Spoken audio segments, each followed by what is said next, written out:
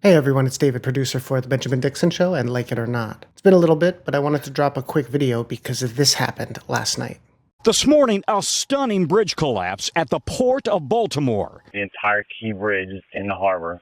The Francis Scott Key Bridge plunging into the water overnight after it was hit by a cargo container ship. I wanted to know what the bang was. Ship hit the Key Bridge, sinking. The bridge is gone. Holy hell. Video shows smoke coming from the ship before it hit the bridge. The bridge is normally a major artery spanning the Patapsco River, and though the collapse happened in the early morning hours, 1:30 a.m., video shows cars crossing moments before the ship hits. The traffic then paused, but vehicles were still on the bridge as it then crumbled into the water. Fire department and Coast Guard teams rushed to the scene, rescuers searching the water overnight. Right, so according to all reports, the Francis Scott Key Bridge is a major bridge in Baltimore, specifically in the Port of Baltimore, which is a major shipping hub. And overnight, a cargo ship lost power and collided or rammed into a support of the bridge. Now, after the loss of power right before the ramming, the crew of the ship did contact authorities, which apparently gave enough time for authorities to stop traffic from approaching the bridge. More than likely, that's because this was overnight and traffic was at its lowest level of the day. And the collapse is serious because this bridge is now no longer usable. It's basically gone. And because of that, it's going to create a lot of logistical issues, both for commercial and civilian travel. Over 12 million vehicles used the bridge in 2023. Before we get to the solutions and the actual level-headed people taking on and addressing the situation, we should tackle some of the crazy responses that no doubt the media will focus on because clickbait. Now, I'm sure that this will come to a shock for absolutely no one, but the craziest claims and commentary have come from the likes of Marjorie Taylor Greene. Greene tweeted, "There should be a serious investigation into the horrifying tragedy of the Francis Scott Key Bridge in Maryland. Is this an intentional attack or an accident? Praying for the victims, survivors, and families." I know we're talking about Marjorie Taylor Greene, but nonetheless, think about why someone would put that out there when no one in the media, no one in news reporting. We are still investigating what happened, but we are quickly gathering details. The preliminary investigation points to an accident. We haven't seen any credible evidence of a terrorist attack. No one that specializes in any kind of expertise in this area, whether it be infrastructure or travel or cargo or shipping, logistics, no one has put that out there. Well, let's start with the video that she shared. This video of the incident with the cargo ship approaching, losing power, and ramming into the bridge is not just the original video, it's also got added fancy arrows trying to identify multiple power outages. This video is from MJ Truth Ultra. MJ Truth Ultra is a Rumble content creator online, a streamer. They call themselves a watchdog researcher, humor specialist, unshakable faith, and they're unsurprisingly MAGA. Well, in the post that Marjorie Taylor Greene took the video from, MJ Truth Ultra says that they believe the cargo ship was hacked. Again, no evidence, and this person is a streamer, a content creator. There's nothing to back this up whatsoever. This MJ person, they had quoted their own tweet, and that previous tweet lays out their conspiracy theories.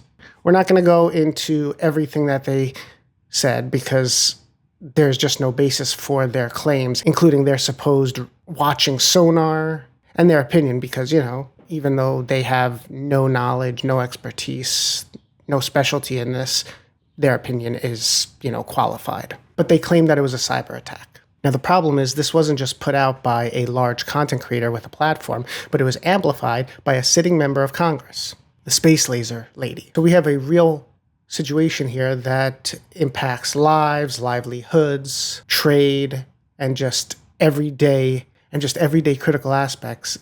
But we're just jumping right past all of that and going conspiracy. because that's what responsible elected officials do. Didn't stop there, though. Here's what Maria Bartiromo on Fox Business did. The White House has issued a statement on this saying that there's no indication of a nefarious intent in the collapse of the Francis Scott Key Bridge. The ship involved in the collapse of the bridge is 948 feet long, called the Dali, a Singaporean flagged container. But of course, you've been talking a lot about the potential for wrongdoing or potential for foul play given the wide open border. That is why you have been so adamant. Why has the Republicans had such a hard time securing this border? The president says he's not going to take executive action. You know that. How did that transition actually happen on airwaves? Talking about the bridge and then, oh, wait, the wide open border. And then asking why Republicans have had trouble securing the border when, they had their bill that they decided to reject anyway. But that wasn't all Maria had to say. She moved on to inflation. I'm wondering if this is going to stoke inflation again. Because let's face it, it's expensive to be transporting all of these goods. And we saw what happened in the Red Sea when the ships were getting attacked. Is this another element to watch in terms of the potential for inflation stoking again? Every time transportation goes off, it's going to get passed on to you as the consumer. It impacts the poorest families in this country the most.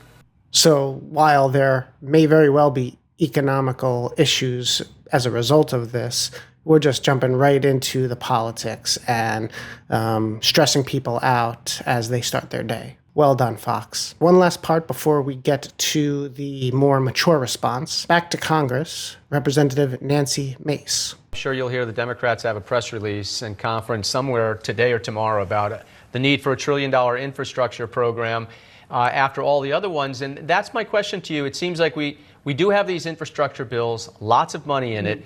I mean, I've been under bridges. They're horrible to look at. You look and you see rust. If you drive over bridges, you see things you are like, am I going to make it over this? The bridges are definitely old. The roads are old. But why, after all these bills, after all the money, do we still have really old bridges and really old roads? Because we're not spending it on roads and bridges. Right. Look at the $1.2 trillion infrastructure bill that was done a couple of years ago that the left hails as this massive success, but it was mostly Green New Deal. Actually, in that bill, $110 billion went to surface transportation, which is roads and bridges, and of that $110 billion, $70 billion went to public transportation, leaving only $40 billion for traditional roads and bridges, what you and I think about. All right, so I want to tackle the empty comments from the anchor there first. First of all, this is Newsmax. And he claimed, he's always driving under bridges and he sees rust and sees how everything's crumbling. He doesn't see how anything's being repaired or fixed. I don't know about you, but there's a ton of construction happening all around me. There are roads being repaved, ripped up, and redone all over again. There is bridge work. There is highway work. It's causing a lot of traffic headaches, but at least near me, I'm in New York, but there's a lot of construction going on. And it's not limited to New York, so I would honestly be surprised if really anyone hasn't experienced construction headaches and seeing, lots of maintenance going on in areas near them. So the claim that, there was this massive bill and nothing's being done because there's still infrastructure that needs work done, the work's not finished yet. There's still projects that haven't probably even been started yet, which brings us to what Nancy Mace said. But it was mostly Green New Deal. Actually, in that bill, $110 billion went to surface transportation, which is roads and bridges. And of that $110 billion, $70 billion went to public transportation, leaving only $40 billion. Now, she rightly said that $110 billion of the $1.2 trillion infrastructure bill went to roads and bridges. She then went on to claim that 70 of that $110 billion went to public transit. That's outright false. That's outright false. Like she said, yes, $110 billion went to roads and bridges. Separate from that, $39 billion went to public transit. Separate from that, $39 billion went to public transit and $66 billion went to Amtrak. Crucially, it's not part of it. She insinuated that the money that went to public transit was part of the 110 for roads and bridges. They were separate. And then there's other things like electric vehicles. The electric vehicles only got $7.5 billion. The bigger priced item in it was energy, and I'm sure Green aspects were involved in that because we're trying to move away from coal. $108 billion went to the electric grid and energy. So let's just recap. 110 for roads and bridges, $66 billion for Amtrak, $39 billion for public transit, $108 billion for the electric grid and energy, $7.5 billion for electric vehicles. Each of those are separate. Now, the problem is this wasn't just put out by a large content creator with a platform, but it was amplified by a sitting member of Congress of actually solving the problem and dealing with it for last. To our first responders, I'm in awe of you. I'm in awe of your courage. I'm in awe of your strength. I'm in awe of everything you do for each and every one of us. You saw a crisis, and you said, what can I do to help? And our response teams are doing everything in our power to rescue and recover the victims of this collapse, literally as we speak. People who, as we speak, are out there, are divers, are air assets. We started coordinating immediately after the Key Bridge collapsed. We've been standing together every step of the way, from our county leadership, to our city leadership, to our state leadership, to our federal leadership. And I'm grateful to call each and every one of you not just colleagues, but I'm grateful to call you friends. And to the people of Baltimore, and each and every one of the 6.3 million Marylanders who call our state home. I recognize that many of us are hurting right now. To respond to this crisis, and not but just by addressing the immediate aftermath, but also by building a state that is more resilient and a state that's more safe. That is our pledge, and that's our commitment, and we're going to keep that commitment. And lastly, to the victims of this tragedy and their loved ones, all of our hearts are broken. We feel your loss, we're thinking of you, and we will always be thinking of you.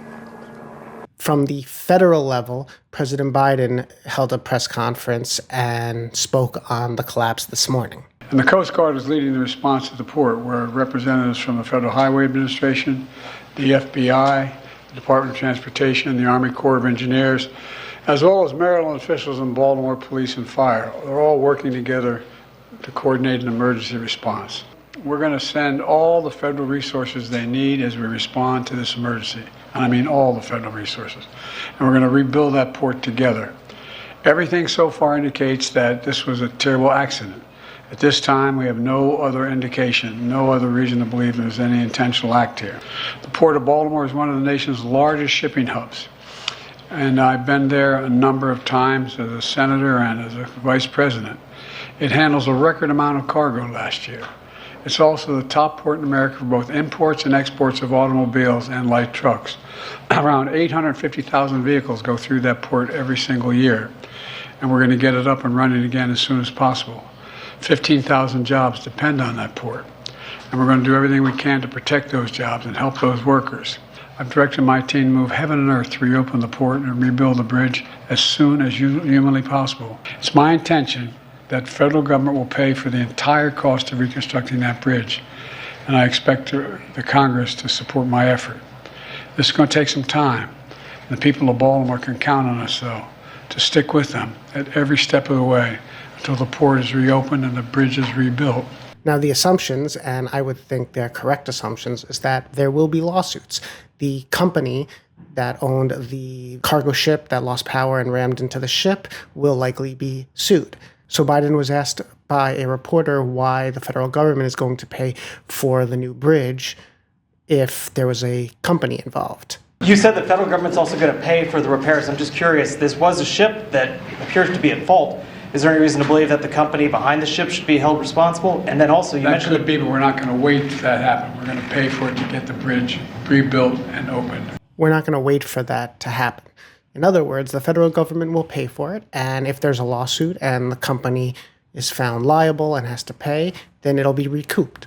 So that's what's happening today. Fortunately, it looks like there were minimal casualties because of the time of day this happened in. I think the last report I saw said there are about 6 people missing. There were multiple vehicles in the water, but the reports say that most of the vehicles were empty. I'm sure this is not the last we're going to hear about this. Anyway, as always, let us know what you think in the comments. Don't forget to like, share, and subscribe. And as always, we'll be back with more.